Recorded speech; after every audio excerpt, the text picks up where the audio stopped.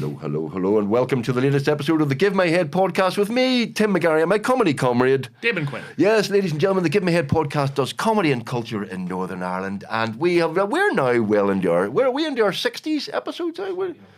What's it, over 70 episodes? It's a brand new year. We're actually recording this before the new year, but this episode is going out early in January. Happy New Year to everybody. And Happy New Year, if you want to celebrate the new year, first of all, two things. Number one, buy tickets to see Give My Head Piece Live, which is on tour all over Northern Ireland in March, ending in the Opera House of the last week in March. And first of all, and secondly of all, we want to thank our wonderful sponsors, Hinch Distillery. Hinch Distillery, who produce not only some wonderful Irish whiskey, they also produce Ninth Wave gin here, which I'd thoroughly recommend. The last podcast we had a gin. We're having a whiskey now this morning. Yes. You want a wee whiskey? Beautiful stuff. Colin, do you don't fancy a wee whiskey? I do actually, yeah. Do you want a wee whiskey? I do. Oh, go on. Will I just grab one from here? No. Hang on. There you go. This is the single malt County Down Hinch Distillery, as you know, are from Ballynahinch. Just outside Ballynahinch. Hinch is a great spot.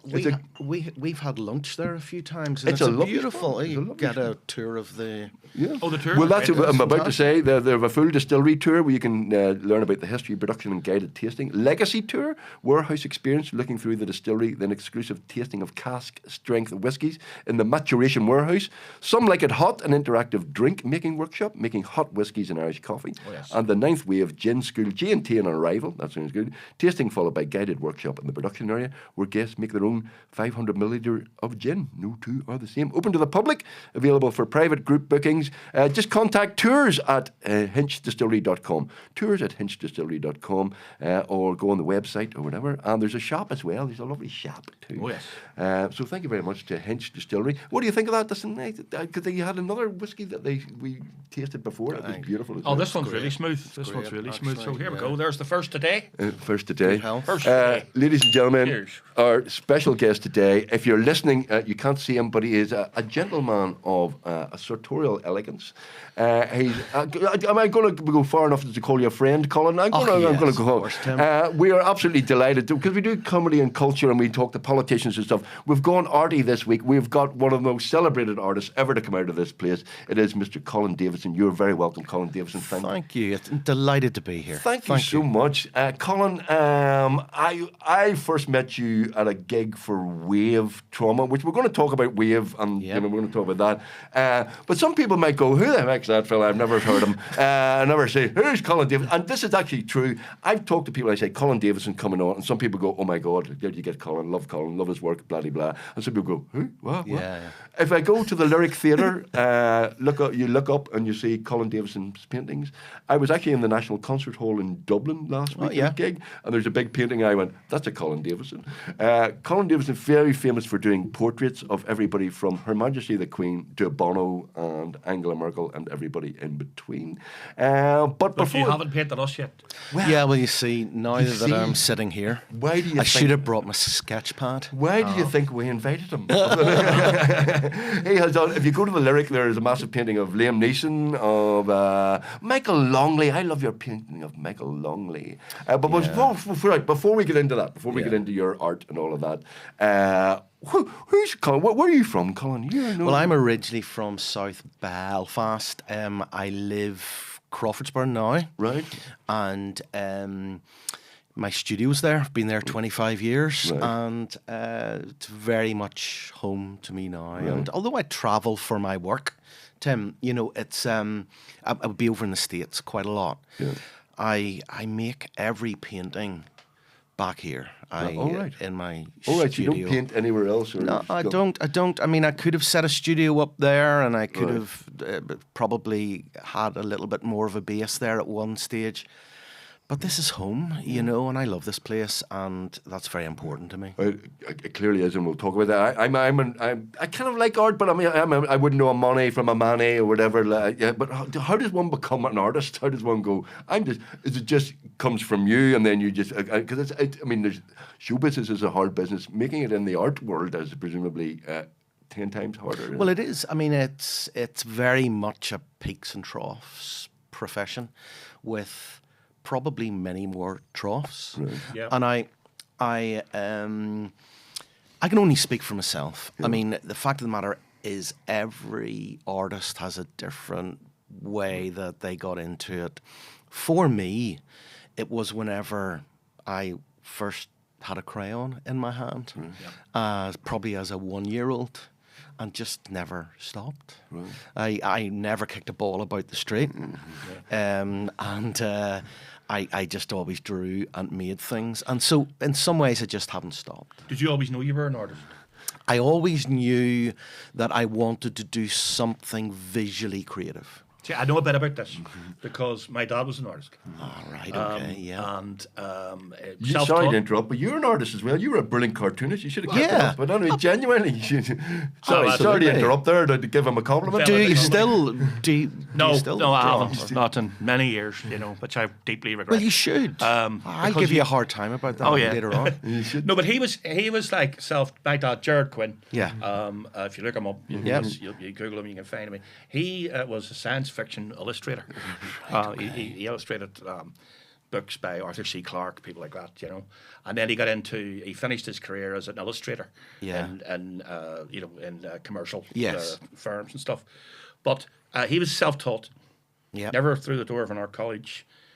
Working class guy from the Falls Road, and made this career for himself as an artist. And I asked him like many times, but did you know that you were an artist? And he always said yes. He knew, because he was like yourself. He was, as soon as he lifted a pencil or a paintbrush, that's what he wanted to do. Well, I talk about it being in I think it was a P4 class in Finicky Primary, and we were doing art, and I remember shocking myself with a drawing or a painting that I made of a little farmhouse on mountains in the background, and just not knowing particularly where it came from. And I joke that that's what my career has been about, trying to trap that experience again. Yeah. And shock yourself and surprise yourself and challenge yourself as well. So, yeah, I mean, it's very... I was in advertising and design for many years. Always painted the whole way through that. But I realised, if I was ever destined to do anything truly original in my life or my career, I didn't want to miss the chance, and that's why I left that world behind. But you can't. I mean, I couldn't have afforded to leave art school in 1991 and go and paint full time. No, I mean you just really can't. Yeah. And I think that was obvious in my life. Make a living from a standing position, presumably. Yeah, and I don't take it for granted for a single day at all that I'm able to make a career from something that I so much love. Yeah, but you specialise in portraiture. Well, you do now. You see, Damon, I call myself a painter, right? Who just so happens to paint portraits from time to time. Right. So I've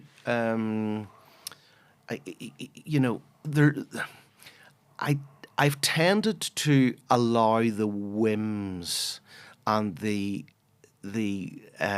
inspiration from left field to guide me, and portraits came about by accident in 2010. I was in the middle of making Belfast paintings and from very high, big paintings from very high viewpoints, and window reflection paintings looking at the city as it appears in window reflections of shops and cafes.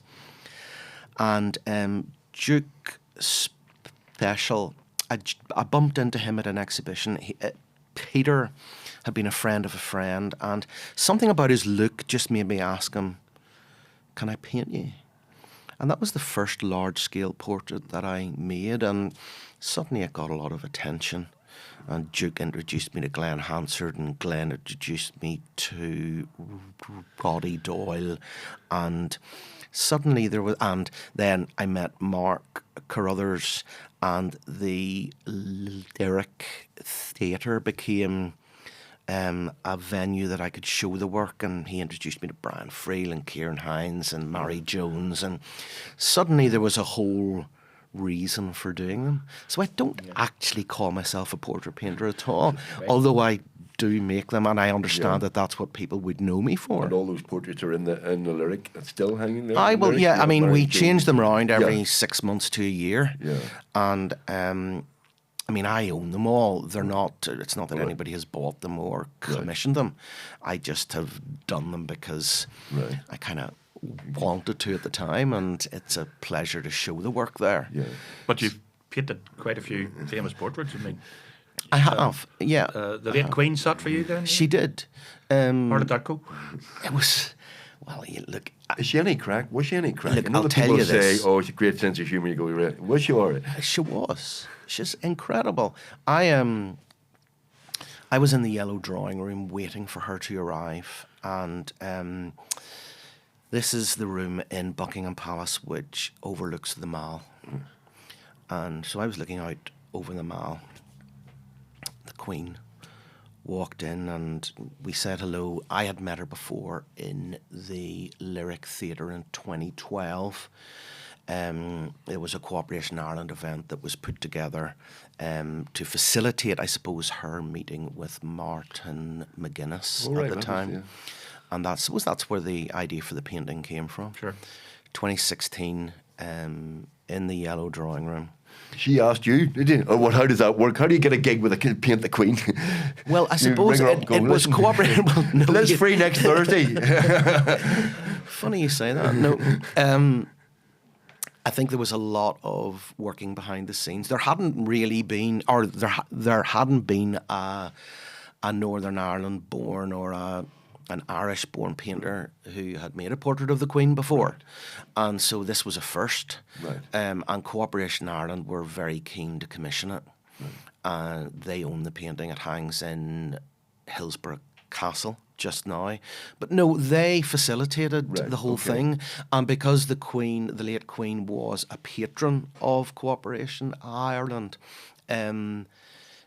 she agreed to sit for me and remembered that we had met before and she'd seen my portraits before. But she was, you know, her wit was incredible. And actually it has the effect of putting all the nerves away, because in a situation like that you are going, what on earth am I doing here? I'm out of my depth completely. I'm sitting here with the Queen. What am I meant to do? That's what I was going to ask you. Were you nervous?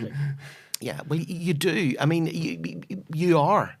But very often, well, there's a few things. Firstly, I have a job of work to do. I need to make sure that I get all the information that I need, drawings, frantically making lots of drawings.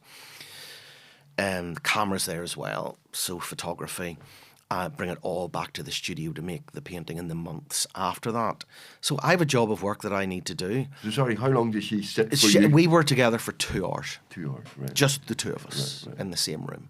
And but it was her wit and her sensitivity, I suppose, that really she immediately put me at my ease. You know, we joked a bit. I said, "Ma'am, I'm sure it's about the millionth time, but I'd like to wish you a happy 90th birthday." It was her 90th birthday around then. And she turned around to me and she says, "Well, I think it is about the millionth time." So she was hilarious in parts, and was quite obviously felt easy about it as well, which sort of helped me. Yeah. But an immense privilege. I mean, you pinch yourself in situations like that and go, you know, what am I? Somebody who puts paint on cloth for.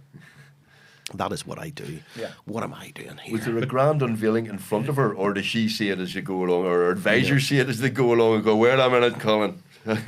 Well, or there was a and they go, "Oh, that is what the fuck you doing?" She there was a grand unveiling in Crosby Hall in London, November of 2016, and she and the Duke were there. Now, it's actually quite rare that she unveiled portraits of herself, but she was there, and I choose to. I sometimes wonder why I'm in the same room whenever the portraits are unveiled, because, you know, I mean, centuries ago it could have been off with his head if I'd got something wrong. But the press people told me to go up and speak to the Queen whenever she was unveiling it. And anyway, I went up to her and I said, "Are you still talking to me, ma'am?" She unveiled it.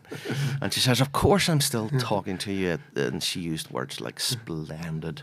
So, yeah, it was. Now, you're quite right. There was an official who had seen it just before her, just to obviously cast his eye over it and go, "This isn't going to be something which we don't want to be part of." Mess. Yeah, but well, Picasso would never have got that gig. Well, no, he probably, wouldn't. you know, but Well, I mean, you'll know privilege. this. I mean, like, if you take a photograph of somebody famous and you copy it, Yeah, it's not the same. no, Because when you're doing that, you're capturing that moment in time. yeah, When that person's sitting there for those 2 hours, as you say, you're really capturing something very special there. well, you are. I mean, I talk about waiting for the moment in the sitting when the subject is seemingly unaware of me being there. I mean, I talk a lot about that. That's what I'm looking for. We all have a facade, I believe, and you want to see behind that. The other thing that a photograph only does, and this is why I don't solely use photography. This is where the drawings are very important, not just the physical act of having or the physical fact of having a drawing to work the painting from, but actually the act of making the drawings very important in breaking the boundaries down, the study of that person, and I think those all factor in. I mean, photographs are. I mean, how often have you taken a photograph of a beautiful sunset or a beautiful landscape and looked at it when you come back and it captures nothing of the amazing experience of that? Photograph of a person is exactly the same.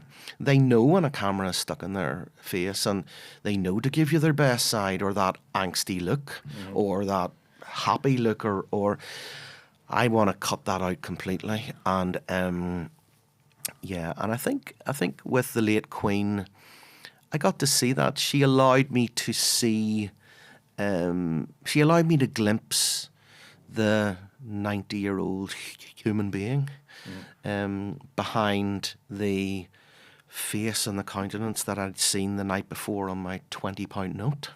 Yeah. You know, so it's, or licked the stamp and it was her face. So it's there is no point in making a portrait that is simply replicating a version of someone that we've all seen before. Yeah. There's no point in I have to that. say, I like your Bono one. The one Thank you you. did of Bono. Thank. How did that one go?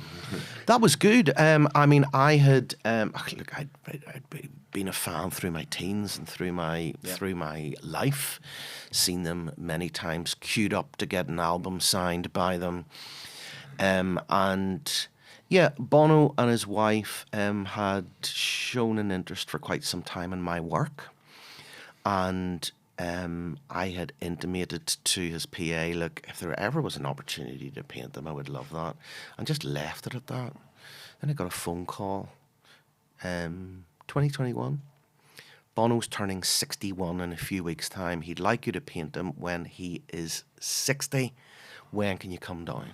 Right. And I basically just went down to their home, spent a day there, had a beautiful lunch, and Ali and he were hosts, and he read portions of his forthcoming autobiography to me, and we just clicked, and there was a meeting of creative minds, shall we say, and the painting came from that, and it was shown in the National Gallery of Ireland earlier this year. There were two of them, actually. There was one with glasses and one without. Right. And they came up to the studio last year to see them for the first time. Yeah, and it's always hard. I mean, I think it's probably always hard for a sitter. If I'm doing my job right, for instance, and I'm seeing behind that facade and showing something of the personal, something of that bit that people might want to hide, there maybe is an uneasiness that a sitter has. And I always think the people who know the sitter best are always the best judges of the painting rather than the subject themselves. So yeah, but he was very polite about it, and he seemed to really, yeah, but look, he loved the experience, and they were very proud of the paintings. It's very you've painted everything from Brad Pitt to Angela Merkel, which famously ended up on the front page of Time and all of that. But can I ask you about Silent Testimony? Yeah. Because as I say, I'm not a huge into my art, great, but Silent Testimony is the. I saw the exhibition in the Ulster Museum on my own, and I knew some of the people who were depicted, and it was genuinely one of those most moving experiences of the troubles that because I'm well aware we lived through all of that and all that, and I met some of the people who were depicted, and it's absolutely stunning. It is really very, very moving, very emotional, really. But there was something about real connection with it, and as you say, that a photograph couldn't possibly replicate. Just the Silent Testimony was... Sorry, Silent Testimony, just to explain, it's the it's portraits of 18 relatives or victims of the Troubles. And this was a Wave thing? This was done in conjunction with Wave Trauma Centre, the victims support group that I do a tiny bit of work for, which Colin does lots of work for, and it's one of those exhibitions that it's just so moving and important and kind of. How did you get involved in that? You've been involved in Wave for quite a while now, haven't you? Yeah, I mean, that exhibition, I suppose, look, going back to the Good Friday Agreement, which I voted yes in, I wanted a future for our kids. Sorry to interrupt. Do you have a background in politics at all? Absolutely not. Absolutely no nationalist or anything? background. I mean, very loose unionist home, but certainly wouldn't label myself anything now, politically, and religiously wouldn't label myself anything as well. Right. But you lived through most of the troubles you... Well, I was born in 1968. Right, okay. But I realised in the Good Friday Agreement that there was a glaring omission, and that was that victims and survivors, save for a few lines, were not mentioned. Yeah. And as time went on, I mean, I talk about it quite a lot. I realised that this massive section of our community was paying the price for everybody else's peace. When I started to make the portrait paintings in 2010, I had a very simple idea, and that was, what would it be like to make paintings of people who are alive today, but who are still bearing the scars of loss, unresolved loss, trauma from our troubled past. What was critical to me, Tim, was that it wasn't about the past. The exhibition isn't about the past. The exhibition actually, it references the past, but it's about right now. Yeah. Or about the right now that was right now in 2014 and 2015 when I made the work. It's been one of the most, you talk about how moving it was to engage with the works. You know, it was a truly life-changing experience. I went to Alan McBride at Wave at the start, and I said, look, I have this idea. Is it unhelpful, or is it patronising? And he went, no to both. And then I met Sandra Peake. And when you meet Sandra Peake and everybody else from Wave, you don't just dip your toe in the water of Wave, Tim. No, you're up to your neck. And it has been one of the single privileges of my life to be involved with Wave and to be engaging with people who suffered loss through the troubles. I hate doing work for charity, but Wave, I make an exception. I always like to be paid for a gig, but Wave is one of those organisations. No. When we first met Alan McBride, he helped us with a documentary series we were making called Pop Goes Northern Ireland about the Troubles, and he helped us. And then, as you say, you meet Alan, and you meet Sandra Peake, who's the boss of Wave, and you're in. Absolutely. And then you meet all the people involved, and it's astonishing. But that kind of, I think I met you first at one of the big gigs in the City Hall. Was it? It did, yes. There was a big event there, a fundraising event, I think. Yeah. And I did. Yeah. I met you there. That was quite a few years back. That was quite a few years back, and but it was wonderful to meet you. And then I knew about the exhibition. But it's as you say, it's a moment in time. But you've managed to depict these people, and you can see the suffering, you can see the loss, you can see the hurt, you can see the anguish of people. I mean, all I did was painted what I saw. In some ways, and this is about, I mean, Damon, you'll know about this. You do see in your drawings and in your own art and looking at your dad's art, something appears that surprises you. And actually that you sort of go, where on earth did that come from? You got to allow room for that in making art. I've joked, but it's the absolute truth that all I'm doing is putting paint on a bit of cloth. I painted what I saw. That's hard enough, right? I mean, making a decent painting of a head, of a human face, is hard enough. You've then got to make it look like the person, which is immeasurably more complex. That's enough to be getting on with, without thinking about, I've got to paint this person sad, or I've got to paint grief. You paint what you see, and you paint what you feel. And what it is, all those emotions that you talk about there, Tim, those are things that you bring to it, actually. You are decoding this paint on a bit of cloth, and you are reading sadness and trauma and grief and resilience and anger, or whatever that emotion might be. That's what you bring to it. You in some ways are completing the work. And that's why that's very much my view on art, full stop, that there can be as much creativity in engaging with a work of art as there was in the making of the work of art. And that's the wonder and the mystery that I'm very keen to still keep alive. I mean, look at what you guys do, right? Very much in the arts, okay? You are, and I'm talking about the broad arts here. Whenever you perform and you talk about your show, you are, each night you are producing a work of art. You need people there to engage. Yeah. And it actually depends on the people being there.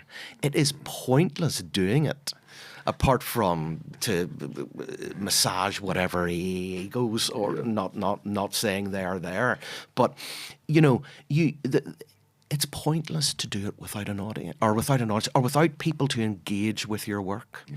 You've obviously never played Banbridge. I've shown there, and it was fine. Oh no, it was good. No, but thank you for calling it art. But you're absolutely right, because it was my engagement with the because I knew some of the people you depicted. Yeah. But you're right. It was me going about getting angry on some people's behalf. I'm getting, is that what you want? You want me? That's to do the power of art. Yeah. I mean, and you can't ever assume when you're an artist. You can't ever, if you're writing a song and performing it, you can't assume this is going to be the response unless you are deliberately contriving it. That's to say, all right, I want this to be an angsty painting. I want this to be a sad painting, or a sad song. You write, or you paint, or you perform as a conduit for something else. In your case, very often subtly politically probing, but also in order that, I mean, where does laughter come from? All you're doing is standing up and speaking words, and people are rolling around. That's the magic and the mystery of a performance, or a song, or a painting. That actually, firstly, people will want to engage. That's the mysterious thing. But also that people will form views and opinions and questions of their own. That's what it's about. That was kind of the argument in the early days of cinema, wasn't it? Yeah. Or in the, it was the classic period where you get directors like Godard, Truffaut, and they argued that their films were as valid as a painting that hung in a gallery, that they were creating art through their cinema. Yeah. I mean, I don't think you could say that now about superhero films, could you? No, you can't. But they clearly fulfill some sort of need and desire. They don't leave me with questions at the end of them as the viewer or somebody who's gone in to see them. There is a role for a romantic Christmas film, and sort of a smulchy feel-good film. That's fine. There is a role for a pretty painting. Yeah.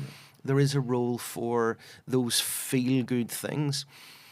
Silent Testimony was the opposite of that. Silent Testimony was a challenge to us. Silent Testimony was a big question. Silent Testimony was one of those films that you're talking about that leaves you with more questions than answers. And there's room for it all. I just happen to prefer those films, those works of art that challenge me, that cause me to perhaps look at myself or even look at the world in a slightly different way, question it, Well, look, I'd say to anybody listening or watching who hasn't seen Silent Testimony, you can't see. You can look at it online. It won't be the same experience in any shape or form. No, I mean we will be showing it in the future in Belfast, probably at some point. Yeah, well, I saw it in the Ulster Museum, and I know it's stunning if you ever get a chance to see it. What I like as well, did you ever? Not every painting goes very well, and not every person you depict is very happy with the depiction. Am I correct? Did that happen in Silent Testimony? Silent Testimony. You're talking about dear Flo. Flo O'Riordan was a remarkable human being. She lost her son Sean in the early days of the Troubles. He was just a kid. And real privilege to meet her and to paint her. She sadly passed away herself a few years ago. But part of the process of making the paintings was letting the sitters see them very often before they went on show. And Sandra and Alan brought Flo round to my studio to see her portrait. For the first time. This was sort of 2015 before the exhibition went up. I mean, cut a long story short, Flo was horrified when she saw it. She turned to Sandra and said, "Sandra, do I really look like that? Sure, he's painted every line in my face, every wrinkle in my face. He hasn't ironed them out." And Sandra said to her, "Look, Flo, you're 90 years old, and these paintings are about they're about depicting the reality of who you are and what you've gone through." I disappeared off to make everybody a cup of coffee and tea that took about half an hour. Came back hoping that things had calmed a bit, and they had not. Flo, dear helper, she hated the painting. Now, how did you cope with that? I mean, I never set out to be unkind, but on the way out, the story that Tim's talking about here, on the way out, we're going out through the gates, and Sandra had her by one arm, and she had Alan in the other arm as well. And she just turned to me and she said, "Och, well, son, sure, you've done your best." And that is one of the best lines from anybody who has ever sat for me. Now, that's the best compliment you can get. Absolutely. Her family loved the piece, and her family saw her in it. Yeah. But in some ways, it was maybe just a little bit too raw for her. Yeah. Right. But it ended. There was no Oliver Cromwell. So you will paint me words and all. Absolutely. But it's you never ever set out. You set out to be as honest as you can be with painting. Nothing is ever unkind or deliberately showing something up, but you paint the reality of who that person is. And in making self-portraits, which I have done, Yeah, you know, that's the tricky thing as well, because you're tempted to go, oh, I'll give myself, if I raise my left eyebrow here, I might look cool, or I might. No, you paint yourself as you are, and very often we don't necessarily like what we see in ourselves. So I think that's brilliant. Well, son. you've done your best. That's the best compliment you're You've going to done get. your best, son. What about Liam Neeson? Did you get a threatening phone call? I will look for you. I will find you. Did he enjoy it? Slightly concerned about that, actually. Yeah, yeah. He sat for me in 20. Actually, it was about pretty well exactly 10 years ago. He sat for me. He was back home, and his Ballymena childhood home, and we just talked about stuff, talked about home, talked about film, talked about art. And what was fascinating about that one was that his wife, Natasha, had just a few years before that tragically passed away. Yep. And, you know, I think, you know, whenever we were talking about art, he brought art up, but then he said he hadn't known much about art, but his wife had been the conduit. His wife had introduced him to art and the love that he has for art. And I could visibly see, I mean, I talk about the moment that I want to paint, and as he was talking about her, you could visibly see his face change. And that painting, because of me wanting to honestly trap that in paint, that painting did become a sad painting. You know, it became a painting imbued with something else, and imbued with love that he had for her, but also imbued with grief. And I didn't shy away from that, you know, and I did. I mean, you're taking risks, you know, because you could get that phone call that you talked about, but you're in the quest for an honesty of sorts. You are running the risk that you not only don't make friends, but that you very quickly lose friends. But that, you know, you can't let that put you off depicting something that of truth. And yeah, so I didn't get the phone call, but what I did get was a very nice note from him. And then we've seen each other a few times since. I was over in New York, and we actually showed the painting across there in the Irish Arts Centre there a few years ago. And yeah, he really related to the piece. You're a very compassionate man. Do you love what you do? Do you love what you get up in the morning and go, woohoo? Well, sometimes, Tim, I don't get up and go, we woohoo. hate writing. Yeah. We hate it. It's a well-known fact. Writers hate to write. Yeah. I go, for fucking way to go into the fucking office and go to write They'll a do story. anything but write. Yeah, but the fact of the matter is, look, I can find 100 things every day to do other than paint. Yeah. But I know it's the one thing that I do that, excuse me, that will give me this sense of worth, give me this sense of achievement, this sense of doing what I'm meant to do in the world, if only just for me. It's hard. You know, painting isn't an easy thing. And some people think I'm nuts, where I deliberately challenge myself to do something where I'm out of my depth. I'm going to take a little drink here. Yeah. Well, that's the David Bowie philosophy, isn't it? You should always challenge yourself. You should always, you know, if you're doing the same thing again and again, and you're making life easy for yourself, you're not progressing. You know? He talks about being out of your depth, yeah. And I get that completely.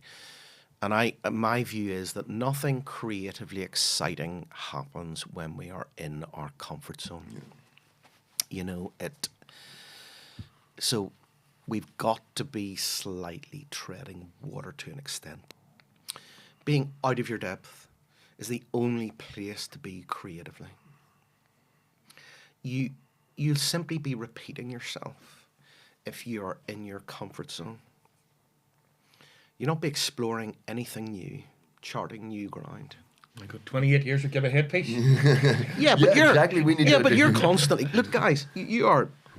To be fair, we have evolved now. You have evolved, and it's not been repetitive. You know, you have responded Yes, to society. Yeah. You've responded Every to the stage show politics is of new this every part of the year, world. by the way.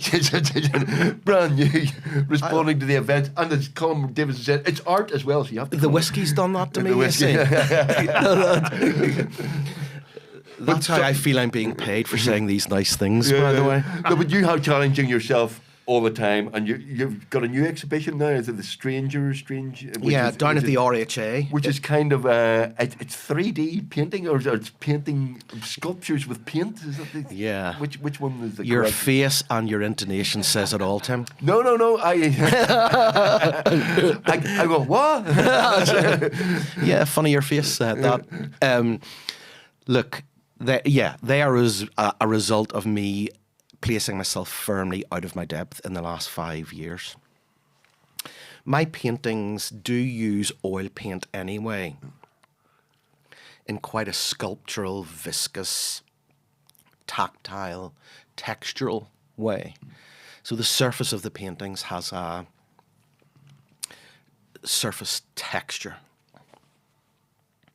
And I suppose I thought, a number of years ago, wouldn't it be interesting to, instead of sculpting with clay or wax or carving in stone or wood, I actually used oil paint itself to sculpt with, and use the brush or the palette knife as the means to do it. So it's a painting, but it's in 3 dimensions. And I had this idea originally that I would make human forms, vague human forms that were made of paint, that were bigger than us. Of course, when you're making something with paint, gravity takes hold, and you can't make anything more than about 10 centimetres high with paint before it falls apart. So these figures were made with a little wire skeleton with wax built onto it, and then caked with oil paint and sculpted with oil paint at about 15 centimetres high. Then I 3D scanned it, put it into the computer, enlarged it on the computer, 3D printed that at 2 meters high, and then attacked it with acrylic paint again. Wow. So they are 3D, I call them 3D paintings. It's what they're meant to be. Again, I don't like art that purports to give an answer to anything. You know, it is me putting these out there, and people will hate them or love them or be indifferent to them. Right. But one way or the other, you know, as people engage, I want them to be questioned and challenged, I suppose. But the nature of that depends on them. Right. So it's I'm a painter. That's what I meant at the start, Damon, when I said, you know, I'm a painter who happens to paint portraits from time to time. Right. I'm now branching that out into 3 dimensions and everything. In our world, if we go out and do a show, as we're doing in March, and all over the place and good me, but the reaction is instant. It's instantaneous, and it's possibly involuntary as well. Laughter just comes. If you're not funny, we will know within 5 minutes. This hasn't worked. Something's gone wrong. We write as a threesome, so we kind of know. We know probably, we trust ourselves and all that, but there's also that instant reaction that you get from an audience that's, you know, bang. You spend your time doing strangers, spend presumably months and years and stuff. Yeah, you're happy with it, but then you show it to people and you go, are you worried about their reaction? Do you go, what if everybody hates it? Or does the reaction affect you? Does it there's an honest next there's an answer that I would like to give, and there's an honest answer. The answer I would love to give is, I don't care what anybody thinks, right? The fact of the matter is, I'm a human being, and I believe that most human beings do have something in them, that they do kind of care about what people think of them and their work. If it's our identity, if it's what we do and it comes from within, you know, what you do, you are, you know, when you get up to perform, I was going to say you're bearing it all, but thank God you're not. You know, whenever I hang a painting up, whenever I hang a painting up or a painting is hung up, there's a bit of yourself that's hanging on the wall. And now, what I will say is that whenever I'm making the work, it's all for me. I don't have in my mind what is anybody going to think of this. But you do, you know, openings can be uncomfortable because people are seeing the work for the first time and I'm there. What's lovely is that once it's there, it does its own work for itself. I'm no longer required. Yeah. I'm in my studio or in seeing you guys for a chat, whilst it's doing its work down south. Yeah. I love that. Once it's left the studio, it's up to everybody else, you know. Right. Are there a lot of pretentious arseholes who go to galleries and don't really know what they're talking about and wouldn't know a good piece of art from a bad piece of art? I couldn't possibly say. I couldn't possibly say.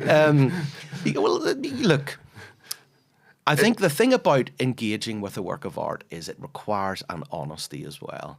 I think there is a lot of art speak that is spewed, which I hate. Well, let me put it a different way. Are there other artists out there who are highly successful and you're going, how do they get to be successful? Well, look, I mean, this is where a lot of stuff is factored in there. Firstly, taste, you know, stuff that we simply do and don't like without having to have a reason for it particularly. But also, I think as well that that's really what it boils down to. There's nobody that I see out there that I would describe in that way particularly. I think there are incredibly. I think the one thing that really gets me is the culture of celebrity. How that you know, an artist can be a celebrity, and actually the very fact of them being a celebrity is their work of art. I mean that stretches it for me. I think it has to be something which you make. Well, sorry, what's interesting? Sorry to interrupt, but as I said at the start, I told people Colin Davidson was coming. A lot of people, oh my God, Colin Davidson, but you're not recognised in the street, are you? And stopped by people and go, oh my God, you're thank Colin goodness. Davidson? No, I mean, from time to time, you have a level of recognition in Northern Ireland. I mean, doesn't make you a celebrity, but you have a level. Oh no. I suppose people, and a lot of people would know me through the silent testimony work. A lot of people will have heard of me because I painted the late Queen or Brad Pitt, as you say, or someone else. Those are the aspects. Oh my goodness, far from it. My happy place is my garden in June, or my studio when I'm on my own making my work. That, or you know, with my wife and kids. You know, that is it. I kind of, I suppose, cringe at the other stuff that comes with.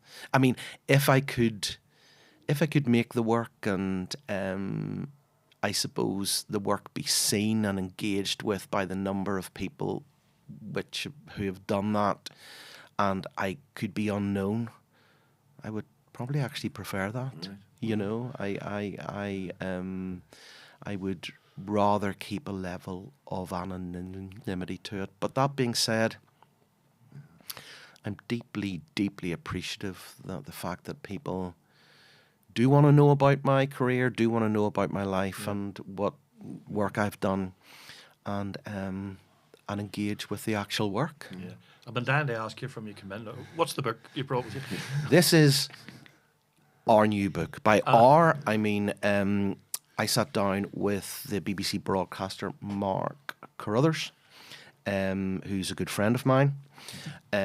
We've done a lot of sort of in conversations on stage, and Mark asked me a few years ago, why don't we write a few of these down? Why don't we do a book? So it's called Colin Davidson, 12 Paintings, Conversations with Mark Carruthers. And it explores my career, my attitude to painting, my attitude to life, my attitude to living here, history of living here, through 12 paintings in my career, which opened doors to many other paintings. There's 160 paintings which are shown, although the title of the book is 12. But first painting that's in the there's book. only 12 good ones. It was difficult to even find those. Mark found the other. Mark found the other 150. I'm going to whatever. show it to the camera. Which camera should I show?